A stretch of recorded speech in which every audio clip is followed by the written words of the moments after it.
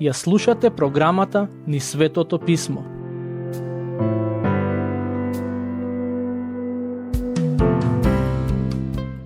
Драги слушатели, во денешната епизода ќе продолжиме со обработка на почетниот дел од книгата позната под името Втора Самуилова. Во претходната епизода видовме како Давид дозна и жалеше за смртта на царот Саул и неговиот син Јонатан. Јонатан, синот на царот Саул, беше најблискиот пријател на Давид, што значи дека тој се соочуваше со сериозна загуба во животот. Но сега, во втората глава од оваа книга, читаме како Давид почна да ја презема власта врз Израел, бидејќи Бог години претходно го назначи за владетел кој ќе царува после Саул. Во моментот кога Давид дозна за смртта на Саул и Јонатан, тој не беше во Израел. Да почнеме со читање. Стих 1. Потоа Давид го праша Господа велејки да одам ли во некој од јудините градови. И Господ му рече, оди. Давид пак праша, каде да одам? И тој му рече, оди во Хеврон. Зошто Давид го прашува Господ дали да оди во некој од јудините градови? Затоа што во тој момент се наоѓаше во филистејската област. Саул и Јонатан беа мртви, а Давид требаше да биде следен цар. Но пред да преземе каков било чекор, тој го праша Господ што да прави. Стих 2. И Давид отиде таму со двете жени своји, Израелката Ахиноам и карамелитката Авигеја, бившата Навалова жена. Текстот вели дека Давид имаше две жени, Ахиноам и Авигеја. Некој можеби ќе праша, зарем беше во ред Давид да има две жени? Одговорот е, не. Бог му дозволи да има две жени, но не значи дека го одобри тоа. Всушност, Давид понатаму ќе земе и други жени и поради тоа ќе си навлече и многу проблеми. Стихови 3 и 4. Давид ги одведе и луѓето што беа со него, секој со челата своја, и се населија во градот Хеврон, и дојдоа мажите јудини и таму го помазаа Давид за цар над јудиниот дом. Тогаш му јавија на Давид дека жителите на Јавеш Галатски го погребале Саул.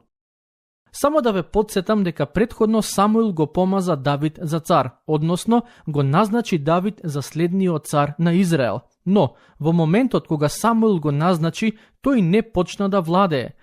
Прво требаше Саул да се тргне од престолот. И откако тоа се случи, се вели дека мажите од племето Јуда го препознаа Давид за нивни цар. Таму, во градот каде беше помазан за цар, Давид дозна дека Саул беше погребан. Стих 5.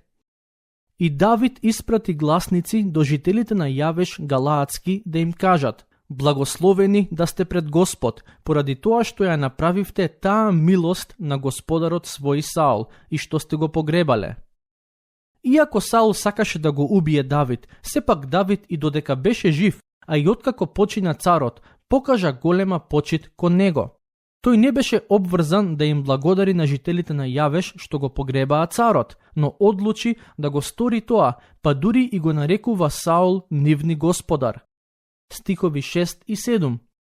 И Господ нека ве награди со милост и верност, и јас ќе ви направам добро, поради тоа што го направивте вие ова. А сега, нека се зацврстат рацете ваши и бидете храбри, зашто господарот ваш Саул умре и домот Јудин ме помаза мене за цар.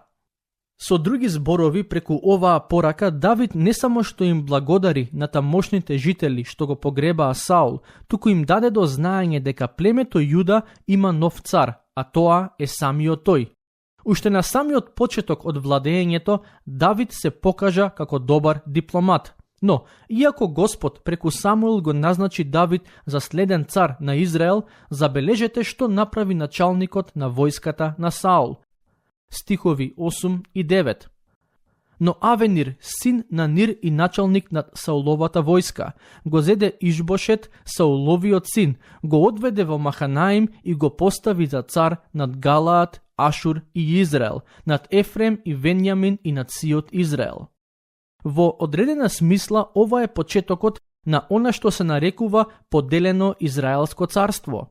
По владењето на царот Соломон, Израелското царство и официјално ќе се подели на две, но уште во овој момент гледаме дека Давид беше поставен за цар над племето Јуда, а Ишбошет, синот на Саул, беше поставен за цар над останатите племиња. Стихови 10 и 11. А Ишбошет, Сауловиот син, беше на 40 години кога се зацари над Израел и царуваше 2 години. Само Јудиниот дом остана со Давид. Давид царуваше во Хеврон над Јудиниот дом за време од 7 години и 6 месеци. Со други зборови, ова значи дека одреден период израелскиот народ имаше 2 цареви, но таа поделеност по некое време конечно доби разврска. Стихови 12 и 13. Потоа отиде Авенир, Нировиот син, и слугите на Сауловиот син Ишбошет од Маханаим во Гаваон. Излезе и Јоав, синот на Саруја, со Давидовите слуги и се сретнаа кај Гаваонскиот поток, и застанаа еден од едната страна на потокот, а другиот од другата страна на потокот. Авенир беше представник на синот на Саул, а Јоав беше представник на Давид. Тие собраа дел од војските на нивните господари и сакаа да се пресметаат. Ова значеше дека израелците се наоѓаа пред еден вид на граѓанска војна. Стихови 13 до 17. А Авенир му рече на Јоав: нека станат момците и нека се борат пред нас. И Јоав рече: нека станат. И станаа, та отидоа 12 венијаминци од страната на Ишбошет Сауловиот син и 12 Давидови слуги. И тие се фатија еден со друг за главите, си забија еден на друг меч во слабините и паднаа заедно. И тоа место беше наречено Хелкат Цурим, а се наоѓа во Гаваон. И во оној ден стана многу жестока борба, а Авенир со израелските луѓе беше победен од Давидовите слуги. Идејата беше да не се борат двете војски за да има многу жртви, туку највештите војници од двете војски да се пресметаат и така да се одреди победникот. Во дел од следните стихови, кои за жал нема да имаме време да ги читаме, пишува дека во оваа битка животот го загуби и братот на Јоав, кој беше началник на Давидовата војска. Можеби на прв поглед се чини дека овој текст е само обичен извештај за борбата помеѓу еден братски народ. И тоа е навистина така, но важно е да напоменам дека оваа борба можеше да се избегне, доколку луѓето го прифатеа Божиот избор за цар, а тоа беше Давид.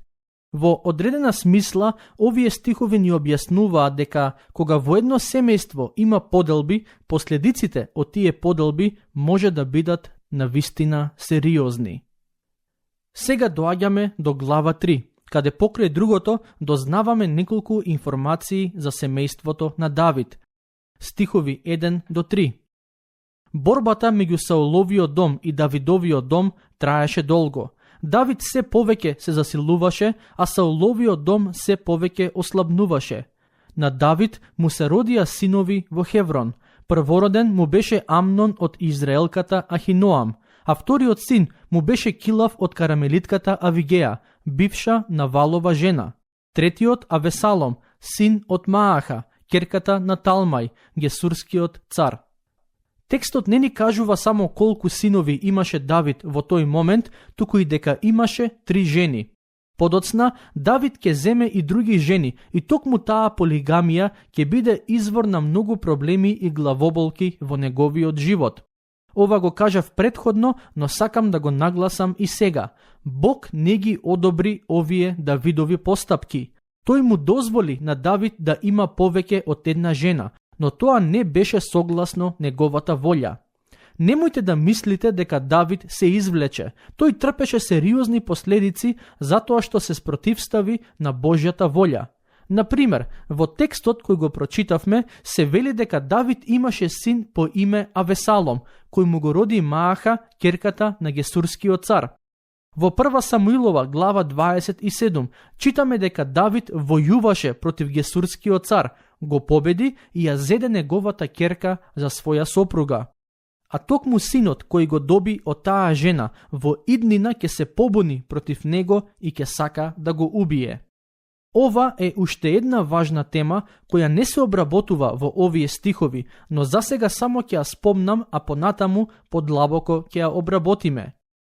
Давид беше добар цар, добар музичар и добар текстописец, но не секогаш беше добар и примерен татко.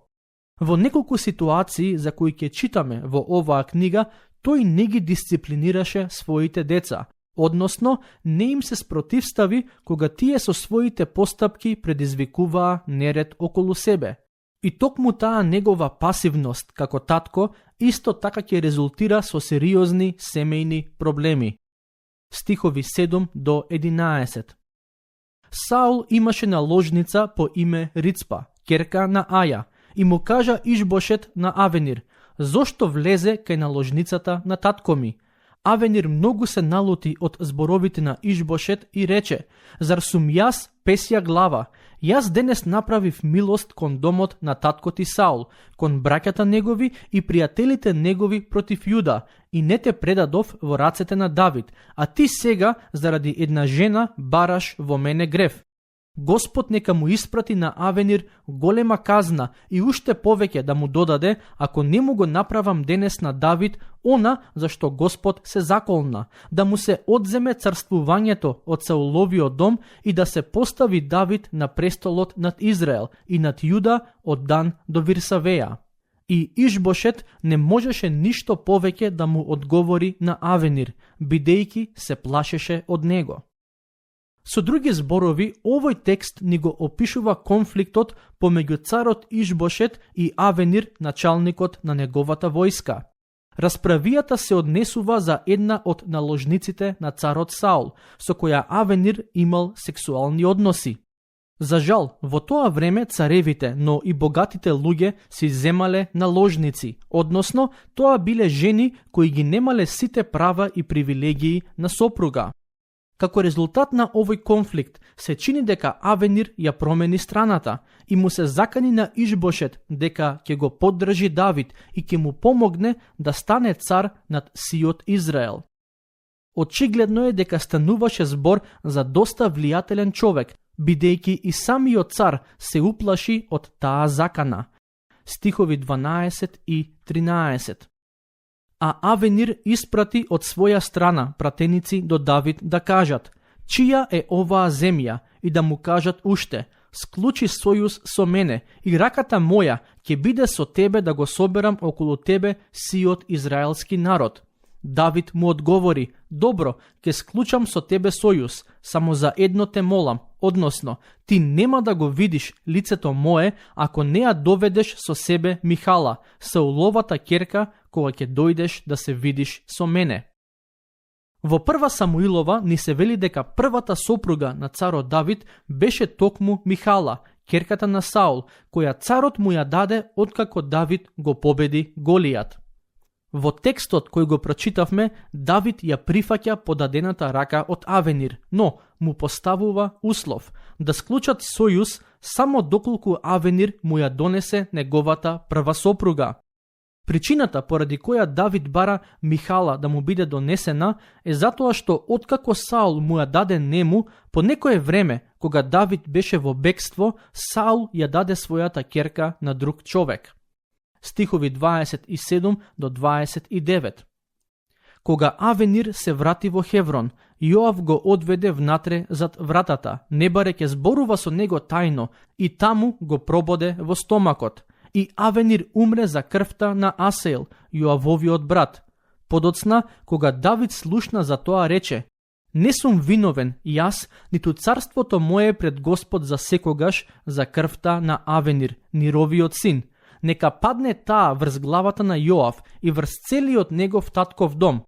Во домот на Јоав секогаш да има човек кој страда од капавица или лепрозен, или што се потпира на стап, или кој паѓа од меч, или кој има потреба од леп. Сојузот меѓу Давид и Авенир беше склучен, но Јоав, началникот на Давидовата војска, не заборави дека Авенир го уби неговиот брат. Затоа, во навидум пријателска атмосфера, му го одзеде животот на Авенир. Кога Давид дозна за тоа, не го уби Јоав, но го прокол на него и неговото потомство. стих 33. И царот го оплака Авенир со оваа тажачка, зар како безумник требаше да умре Авенир.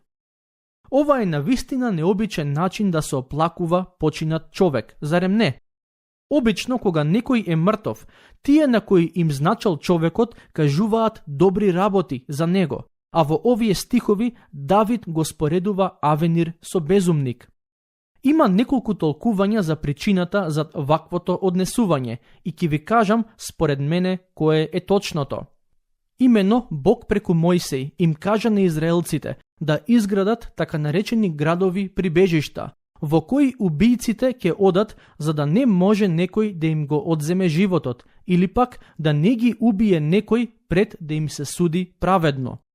Токму таков град прибежиште постоеше во областа на Хеврон. Наместо Авенир да оди во тој град, тој се сретна со Јоав и го изгуби животот. Фактот што си даде слобода на движење беше еден вид на безумство. Но знаете, тие градови прибежишта се еден вид предслика за Господ Исус. Како што грешниците во Стариот Завет можеа да прибегнат во тие градови за да си го спасат животот, така и ние денес можеме со вера да прибегнеме кај Господ Исус, за да добиеме простување на гревовите и спасение. Секој кој го напушта овој свет без да го добие спасението кое Христос му го нуди е човек кој умира како безумник. Затоа, не чекајте. Ако се уште не сте поверувале во Господ Исус, направете го тоа денес и немојте да живеете како безумна личност. Тука ќе го завршиме денешното проучување. Бог нека ве благослови.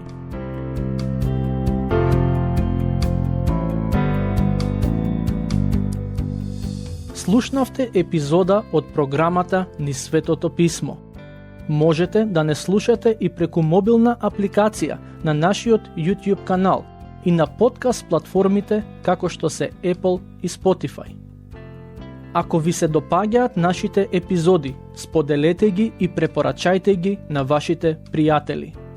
Бидете слободни да ни оставите свој коментар или да ни пишете на нашата имейл адреса nizsvetopismo@gmail.com. Следете ги нашите страни Низ Светото Писмо на Facebook и Instagram. Епизодите од оваа серија можете да ги најдете и на нашата веб страна ttb.twr.org.